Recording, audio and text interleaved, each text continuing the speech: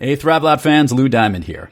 You know, video continues to be such an integral part of marketing and messaging your business. And many entrepreneurs and small businesses are a bit uncertain, even confused, about how to best create and deploy videos for their websites, YouTube channels, and social media sites. If you fall into this category, I have one word for you: Animoto. Join the millions of businesses, photographers, and families who use the power of video to share what matters most to them. Whether it's marketing videos for your business, slideshow videos for photography, or even slideshow compilations of family pictures, anyone can make great videos with Animoto. If you've been a regular listener, you heard Animoto's co-founder, Jason Shao, on the program share his story and how his company is helping so many people incorporate video into their messaging. After that episode aired, we had listeners, former Thrive Loud guests, and even yours truly use Animoto to help create effective marketing videos. So head over to Animoto.com, click the Get Started button, and use the promo code THRIVELOUD to get an additional savings. That's Animoto, A-N-I-M-O-T-O. Make great videos easily.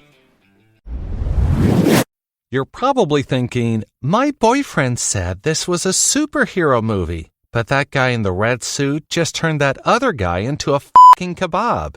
Well, I may be super, but I'm no hero.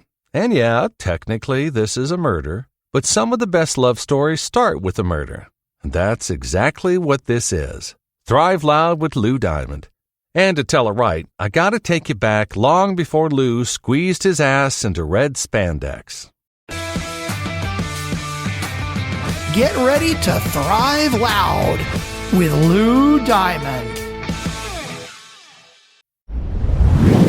Welcome, everyone, to another special episode of Thrive Loud with Lou Diamond. We are live on LinkedIn and YouTube, and I am so excited to bring back an amazing guest. We just learned it's been a while. We'll talk about that.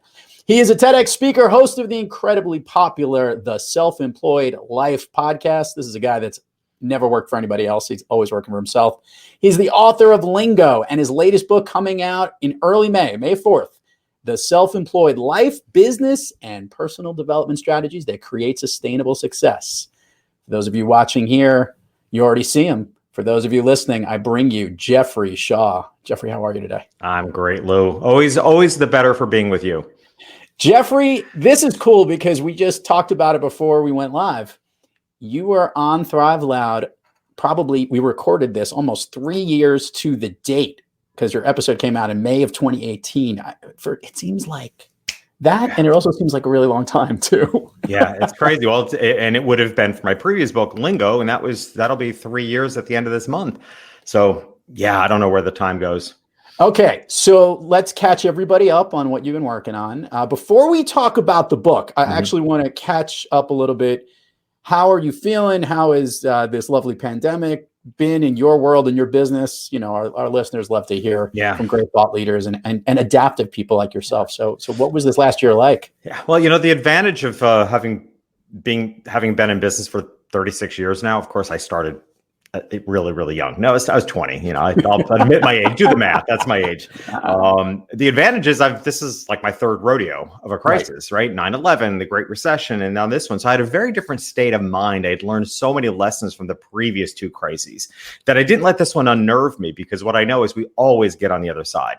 And there are strategically things you can do. You know, I immediately stepped into action and just looked at, where am I wasting money? Where can I cut back? And what is the world going to need more of now that I already do?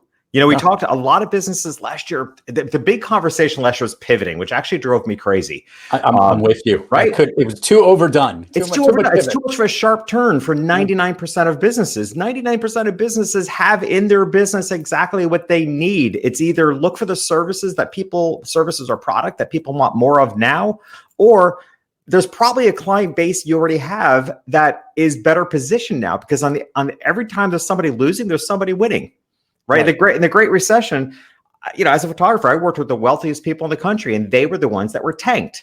But I also had a pool of clients that were bankruptcy attorneys. Guess who was making all the money? Oh, they were busy. They were busy as could be, and investors of short-term, high-interest loans. They were killing it.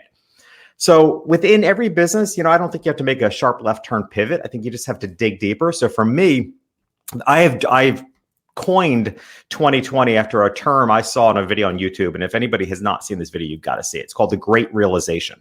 Okay. So to me, I have seen it. Yes. Oh my gosh, it's unbelievable. So, we've had the Great Depression, we've had the Great Recession. This time to me is the Great Realization. If we don't come out of this learning unbelievable numbers of things about ourselves, our society, our country, our culture, and our businesses, then what the hell was all of this for? So to me, I've gained more clarity of direction last year than I have ever had in my life. And I'm freaking 56 years old. And I know more about myself today and where I'm going in my life now than I did a year ago. It was really interesting because a year ago at this very time, I was very busy doing the other thing that you and I both do. You're a speaker and obviously speak in front of people. We can't wait to all be doing that soon, hopefully. But I know that as a podcaster, I'm really interested in this.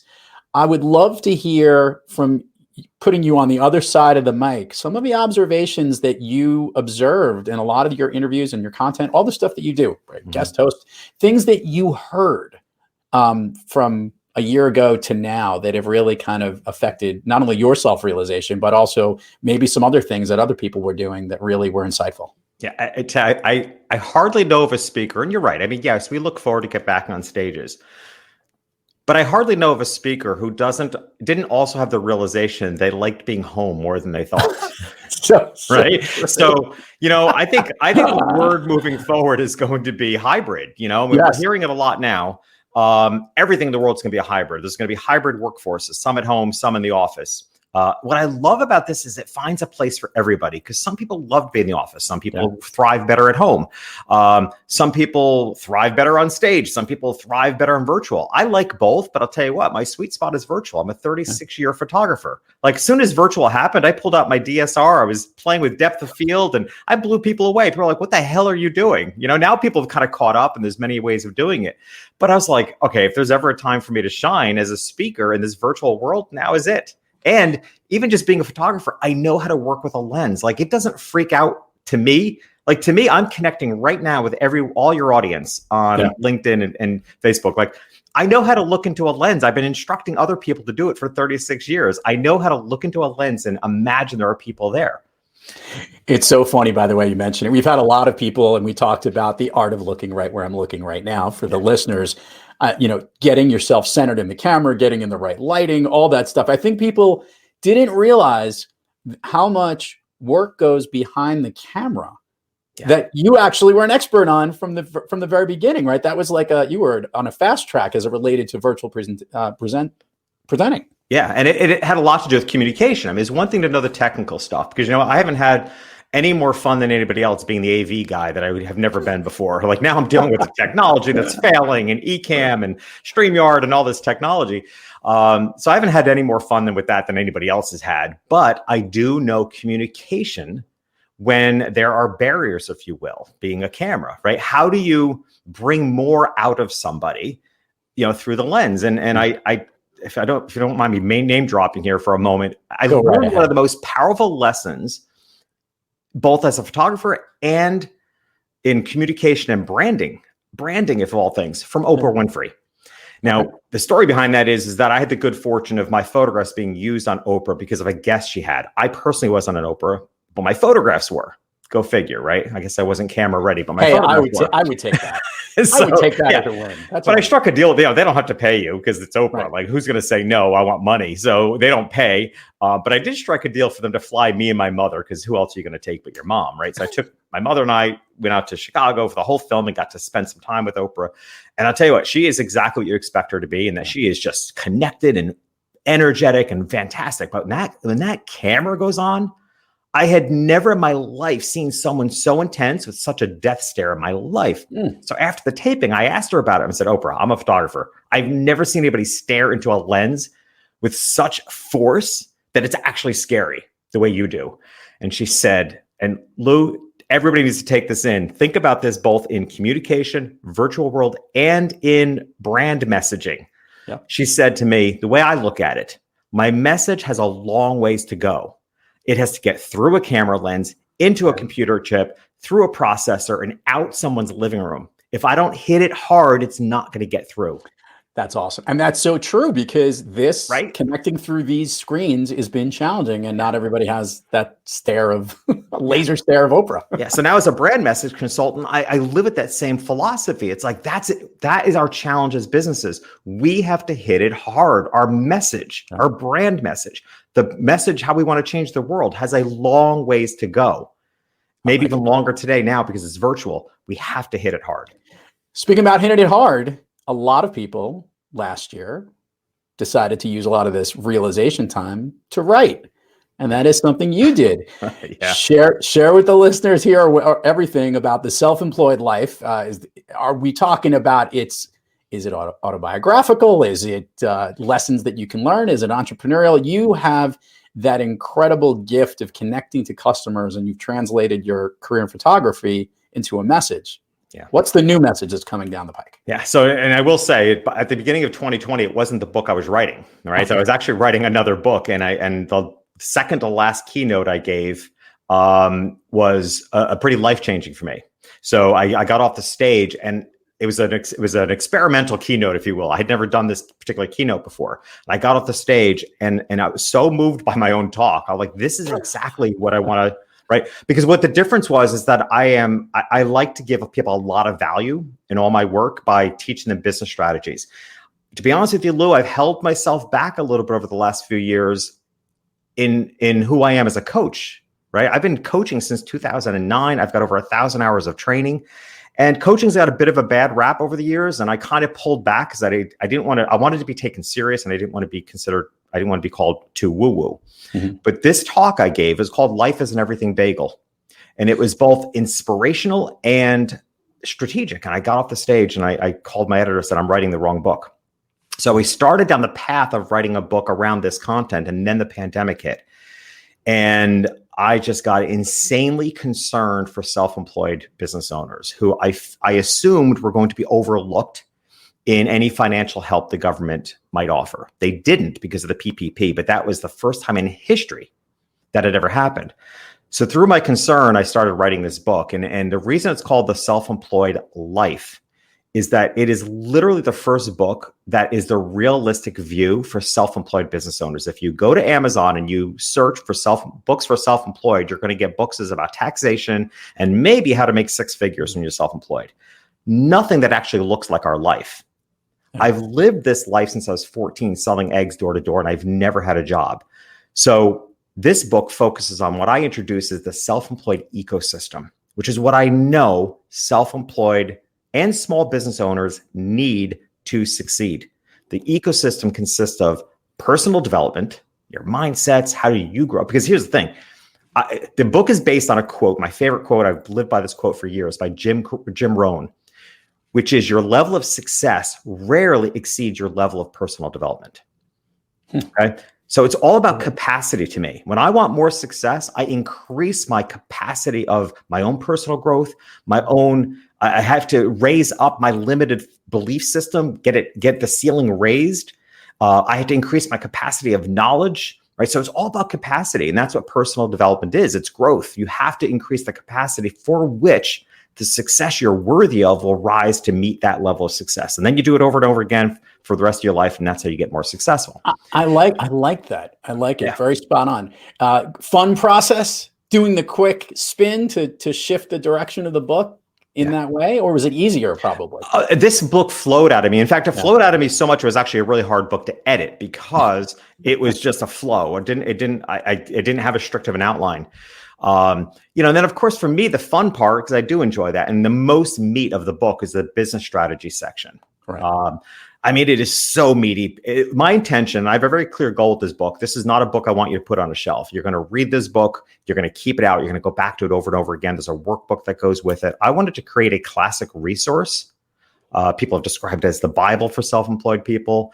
But it's the life. It's so realistic. I even introduced daily habits, but they're daily habits you can get done in 10 to 15 minutes because you know what? We're self-employed. We don't have any more time than that, right? So, but I think daily habits are important for creating continuity and slowing down the ups and downs. So it's a very complete book that's so insanely realistic that people have described it, actually, Lou, as you said, as being autobiographical, because I'm a good storyteller and there's a lot of stories of my own life in there. And it's everything. And people have said it's autobiographical because it's everything I've got. I left nothing on the field. I like Everything's it. in this book. For those that are watching this on the video feed, if you look over my head, I've got a rainbow of books behind me, and his Lingo book is there. I'm really excited because this color of the book is blue. Here's the crazy thing. So let's be even more clear. It's aquamarine. Aquamarine. Now, I apologize. Here's why this is crazy. Here's why this is crazy. And people don't believe me. I had no control over the book cover. My publisher, the designer of the book, they designed the cover. They sent me the cover, and I'm like, I literally looked at it and said, are you freaking kidding me? It's literally the accent color in my apartment. It's the entire accent color. Furthermore, in the book, I describe, I get into everything. I'm such a geek. So when I saw the color, I'm like, well, what's the philosophical meaning behind aquamarine? Aquamarine as a color means it's a blend, because it's a blend of blue and green. It's often the color of a Caribbean Ocean, for example. It means the force of waves and tumultuous, and the serenity, like the ocean. The ocean is both tumultuous and serene. In the book, I describe the perfect state of mind for success is high energy and calmness. Like, how can you approach what you do with such commitment and passion? There's a high energy to it while maintaining a level and grounded mindset so that you can make smart decisions. The parallel between the colors was so crazy. I went out and bought a car that matched the book cover. Okay. You see, this is where, for those that know Jeffrey, this makes sense.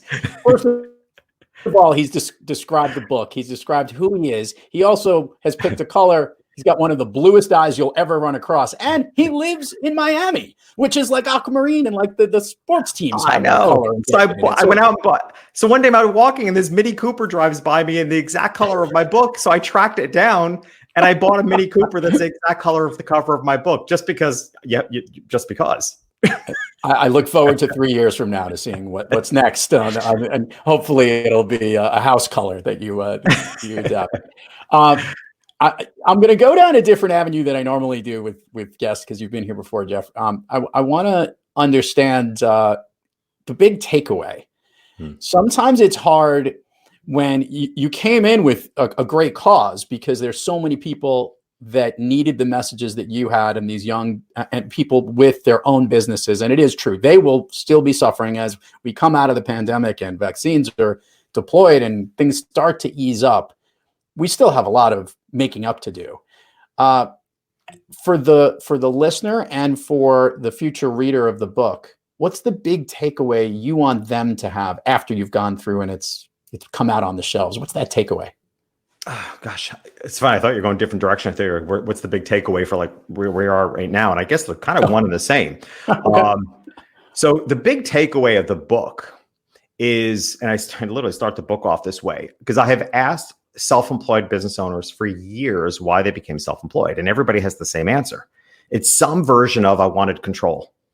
I wanted control of my destiny. I wanted control of my future. I want control of the hours I work. I wanted to control my future. It's always some degree of control, to which I say, and how's that going for you? Right. And everybody's like, yeah, it turned out not to be the case. So that's really that is the big takeaway. The big takeaway of this book is that, and it was more clearly pointed out to me by the editor of my previous book. She said to me, she goes, your genius, and this is her word, she goes, your genius is in helping people set up the environment for the results they want. And that is the big takeaway of the self-employed life, and certainly the dynamic of the self-employed ecosystem. What I'm offering people is a way of creating the environment, right? That's what an ecosystem is. But you can create the environment through your own personal development, through your business strategy, through consistent and daily habits.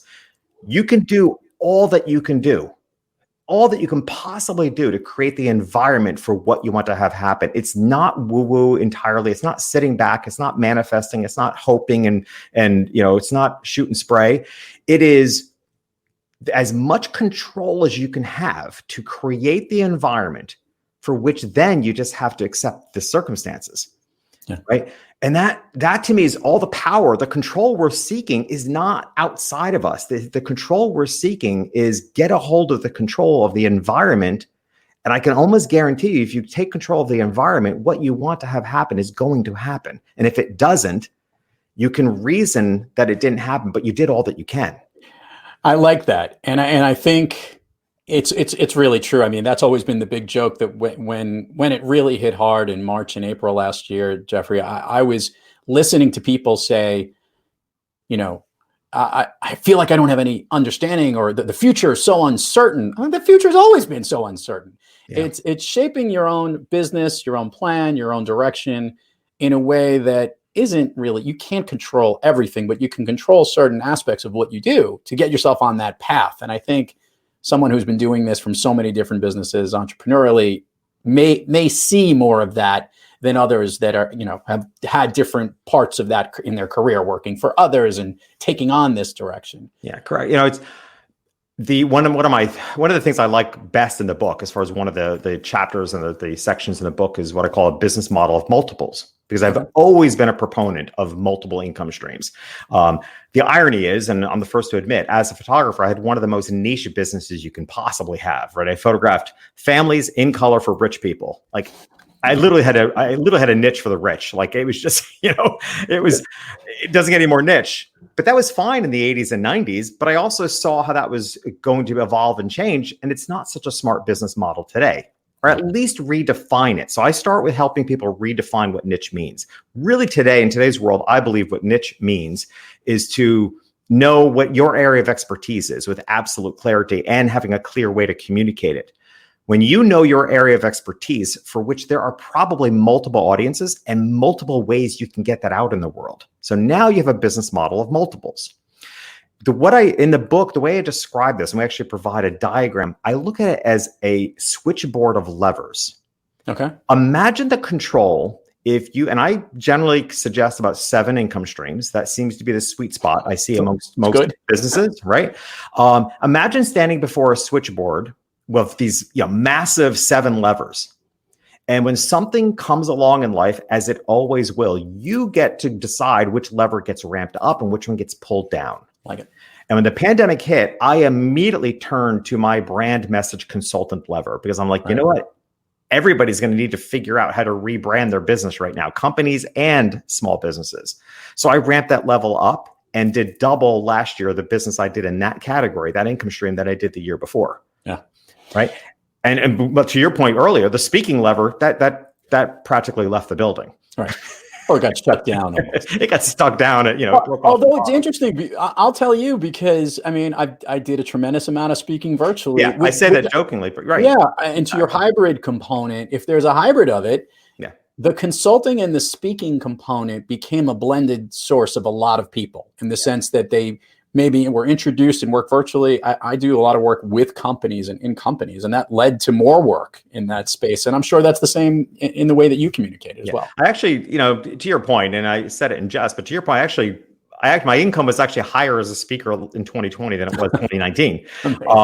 It just, honestly, I wasn't working for it though. Right. I mean, the gigs I had canceled, most of the gigs I had scheduled, most of them canceled. A few adapted to virtual. But other gigs were just coming in virtually, and they were so easy for me to crank out. It actually didn't feel like work. So it didn't feel like the lever had even lifted up. I kind of let it be, let it do it. I just didn't put my focus on it because it didn't seem where the most opportunity was. But the most opportunity was in the brand message consulting, which worked out really well. So that to me is where, that's what I mean by creating the environment, because, it is uncontrollable circumstances. And it is more important to have multiple income streams. But if you look at it as having a switchboard of levers, you finally feel like you have a sense of control, that you can decide. I've been in control of my life all along. I've been pulling down the lever of being a photographer for the past 10 years, right? Little by little. I'm down now. I used to do 175 shoots a year. Now I'll do like 6 to 8 of my top clients. So I've been pulling that lever down at my own discretion, in order to have room to push the other levers up that I want to make more impact with. Makes perfect sense. It's control. Yeah. Let's do this. Let's do the plug part of the show here. Share with all the listeners, then the viewers will send all the links to as well. I know the book's coming out in May. We'll have this episode is airing sometime between then and now. Yeah. And we'll figure all that out afterwards. We'll figure out what makes the most sense for Jeffrey, but for the listeners who are hearing it right now. Where can they get the book? Websites, links, all that fun stuff. So I tell you, here's the cool thing, and I know this is even I think going to broadcast before that. I've just stepped so deeply into this commitment, and again, there's such a lacking in the world of any help and support for self-employed businesses. And what happened, Lou, and I know you can appreciate that. I started looking for speaking gigs for self-employed, as a self-employed expert. Really, there aren't any. Like there's not a single event in the world for self-employed business owners. At best, there are self-employed people at association events. Right. Okay? So that's where I'm headed as a speaker. But I wanted to create an event specifically for self-employed business owners. So I did it myself. So I've created a 2-day online summit, which will be taking place April 12th and 13th. Cool. 10 of the most amazing speakers you can imagine. Many of them, Phil Jones, Brant Menswar. Oh, nice. Top-notch speakers that. What was this, a Florida-only event now? Is that what you did? No, but it's funny you should mention that. I hadn't thought of that. Phil, I still consider Phil. I know it's tough to know. Yeah. No, it's just an amazing Leslie M, who is a future guest of yours. She's one of our speakers. And by the way, Brant and Phil have been on the show many times. Yeah, so it's have access. The access to that 2-day summit of these amazing speakers is a pre-order of the book for $17.95. Oh, nice. There you go. You pre-order the book. You get access to the summit with proof of purchase with a receipt that you email to me. It's just crazy. What an incredible access. So that's a must do for anybody listening in. It's the easiest thing in the world. I do like to connect with people. And the other thing I'll share, anybody can grab a whole bundle of graphs at selfemployedbundle.com. Actually, hang on a second. Let me check that domain. I thought, no worries. I got it right. Selfemployedbundle.com. Okay. The book has life at the end. The URL does not. So selfemployedbundle.com. And it has like that lever, the levers I was describing, the diagram is in that bundle. I love it. So now it's not just me talking about it. You get to see the diagram as well as several other diagrams and as well as a guide of how to be an awesome podcast guest. Well, look at that. Right. Because you and I. Perfect. Right. Because you and I are like, want to pull our hair, what little hair you have left, you want to pull out, right? Because there's so many little hair. guests. You have way better hair than I do, Jeffrey. Let's make that clear. But you are 100%. But I will say this: I think for them, at least at this stage, there are some really. We have elevated the game. The bad ones stick out definitely more now because people have done a really good job of figuring out how to be a great guest. It's for so many people, it's such an awesome way of marketing themselves. Let's face it, right? Yeah. I mean, it is, and that's why the bar got lowered so much during the pandemic because everybody saw it as the only way to market their business, right. And then the bar just plummeted is a race to the bottom. So I want to bring that bar back up. So I wound up doing a masterclass on how to be an awesome podcast guest. And I threw it together in 4 days. The people loved it so much. I put it together as a written guide and it's included in this bundle. So if you want to be a guest on other people's podcasts and strive for the top bar like Lou's, then this guide will help you get there. I like it. Let's do Fun Street, Jeffrey, because you didn't do Fun Street 3+ years ago because we didn't have it. We added it to the show. We asked you way back when, and I don't remember the answer. We asked you what your all-time favorite movie is. So we're not going to revisit that part of the question. The way this works, Jeffrey, permission. Are we cool? You ready to go now? Absolutely. Nothing off limits. Okay. You always have fun. So the way this works is I want you to bring to the audience's attention the thing that comes to your mind first when I ask you the question. These are things that lift you up, make you feel good, basically make you thrive. You ready for the questions to go? Sure. It's kind of like Family Feud, just I've only surveyed you. Okay. A song you love to hear or that pumps you up? Unstoppable by Sia. I'm laughing because I have the musical taste of a 14-year-old girl. I'm the first one to admit it. I have to admit it. Unstoppable by Sia. It's my walk-on song before I go on stage. I like it. My producers like it too because we have the rights to play that one. A favorite food that's not a dessert. Good, because I'm not big on desserts. I'm all Indian. Favorite dessert. Favorite dessert. Carrot cake. An activity you wish you did more of. Kayak. An activity you wish you did less of. Admin. If you could snap your fingers, Jeffrey, and go anywhere in the world, where are you? That's the crazy thing. I live in paradise. Actually, Prague. Okay, that's a good one. We haven't hit the Central Europe. It's top of my list right now. As soon as this country opens up, that's where I'm going. Prague. Yeah. So the last question, which really isn't Fun Street, who would have thought? Talk about maybe this. I'm going to use the word, Jeffrey. Maybe this is the pivot. This is the day. We recorded this on January 20th. Those watching it live, say hello to there, on the inauguration day here. And only a few hours after we have inaugurated our 46th president, and a pretty impressive presentation and a whole, fanfare of activities. As you look forward to this year, 2021, and all the changes and all the things going on, what are you most excited about, and what are you most hopeful about? Yeah, I mean, what an auspicious day. I had some concern whether we're going to have to cancel this because, was there going to be complete civil unrest? We didn't know going into this. And thankfully, it couldn't have gone in a better way. And I'll add to that, Amanda Gorman is the name. I'm going to say it. I put a post in social media for those today. It was incredible. She is spectacular. I just saw her speak on Sunday at a virtual event that I was attending, and she was the opening keynote. And I was already like, who is this? How do I not know? And so I started stalking her and following her everywhere. And then she shows up at the inauguration. She, to me, represents all the hope in the world at this. And she's 22 years old. She speaks with not just eloquence, but the word. You do not, I need to say this clearly. You do not come up with the words that she presented without having an actual clean, pure stream of energy to source. Whatever source is for anybody, you cannot put together, compose what she composed. And as a photographer, I know a bit about composition. You cannot compose what she composed without such a high level of groundedness and ability to get right through to the energy that you need to pull those words out. She is not only as an individual, but it's that attitude of leadership and hope. I am insanely hopeful about this year.